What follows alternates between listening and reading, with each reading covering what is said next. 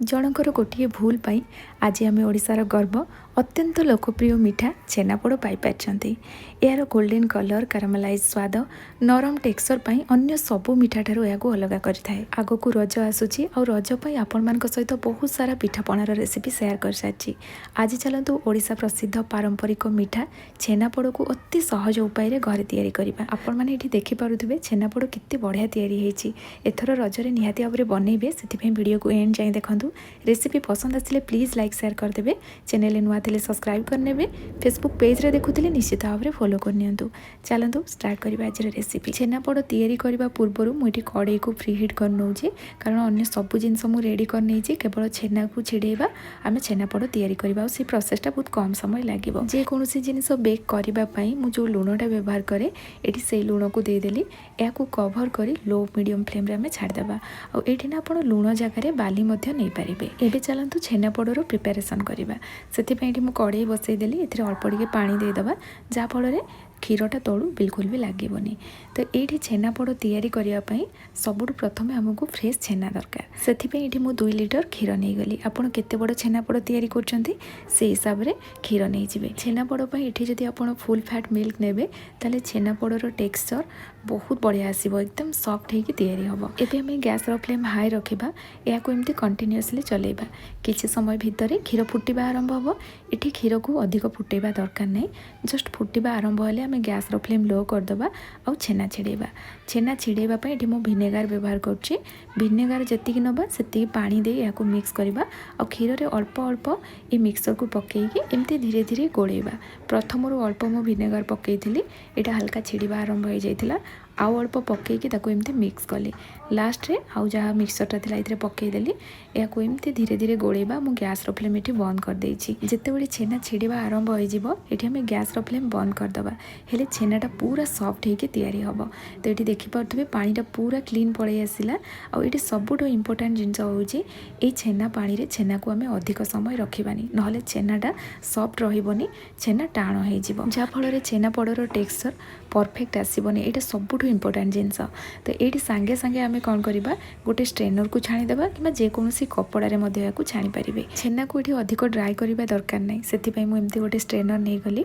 और छेना ये आड कलापर ना आम नॉर्मल पानी 2 ग्लास पाखापाखि या ऊपर आम आड करवा, जहाँ फल जो विनेगार आम पकईले ना तार जो खट्टा अंशटा पलैब, ता सहित छेनार कुकिंग प्रोसेसटा रही, जहाँ फल छेना पूरा सॉफ्ट होगी तैयारी हम। ये मो ऊपर पानी पकईदेली कि हाथ में टिके धोई ने छेना को, हेले जहाँ भी खट्टा अंश थी पलैब। और मुझे कहली छेनाटा सॉफ्ट होगी तैयारी हम। जदि या कपड़े छाणुवे या अधिक चिपुड़े, कारण छेनारे हल्का मॉइस्चर रहिबा निहाती दरकार।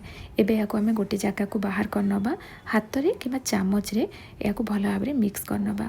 और ये प्रथम आपन को कहि पारलिनी, मुझे विनेगार रे छेना छिड़े, आपन लेंबू रस कि छेना पानी व्यवहार करें। ये सब जिनस को मु मिक्स करनेली। छेनापोड़र परफेक्ट टेक्सचर कि तार टेक्सचरटा को पूरा सेट कर, से आम 3 चामच सुजी ऐड करवा। अधिक सुजी पकईवा दरकार नहीं, नॉर्मल चामच रे पूरा फुल करके भी ऐड करवानी। नॉर्मली ताकू आनिकी मुझे 3 चामच पकईदेली। ता सहित गोटे बड़ चामच पाखापाखि घी और ये गुजराती गुंड निहाती भाव में ऐड करवा, जोटा कि छेनापोड़र मेन फ्लेवर। एबे इथिरे आमे चीनी ऐड करवा। दुकान रे जो छेनापोड़ तैयारी हुए आपण देखिथिबे से मोटा दाना वाला चीनीटा ही यूज करा जाए। तो से मुझे मोटा दाना वाला चीनी नहीं, जदि थिबो तो निहाती भाव में ऐड करेंगे। एबे सब जिनस को आमे मिक्स करनबा।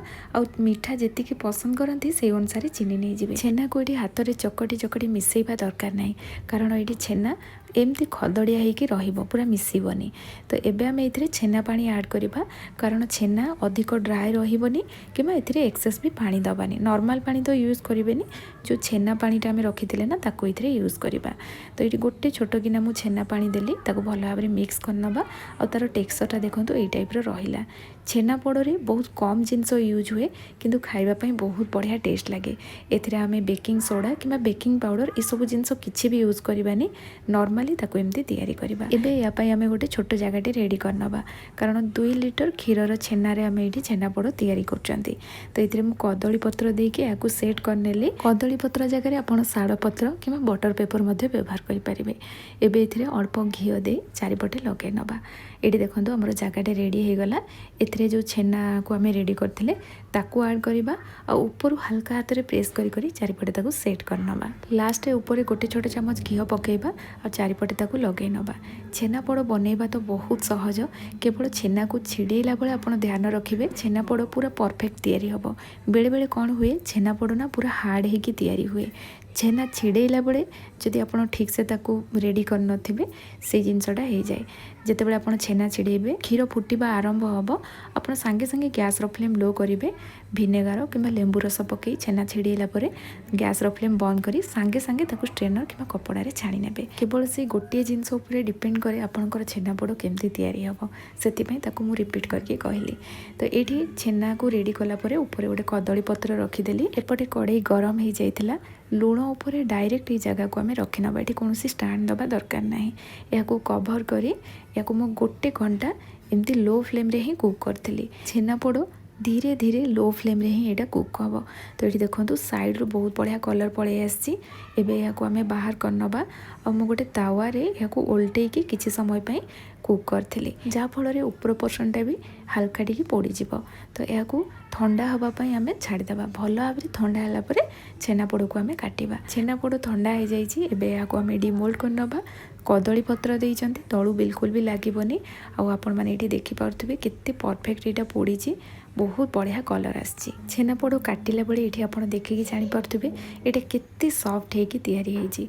और ता भीतर पर्सन भी देखूँ केते परफेक्ट रही। बहुत भल भाव में छेनापोड़ पड़ी और या पूरा लो फ्लेम रे ही पोड़े हेले ये भाया पूरा कलर आसो। आपण मैंने तो देखिले छेनापोड़ बनैबा बहुत सहज, कम सामग्री और सबुठ सहज उपाय तैयारी होतबा ये छेनापोड़ खाइबापी बहुत बढ़िया टेस्ट लगे। जदि आज रेसिपी आपण मानक पसंद आसथिबो प्लीज वीडियो को लाइक करके जिबे। पुणी आसबे नुआ रेसिपी नहीं, से पर्यंत रहुछि। धन्यवाद।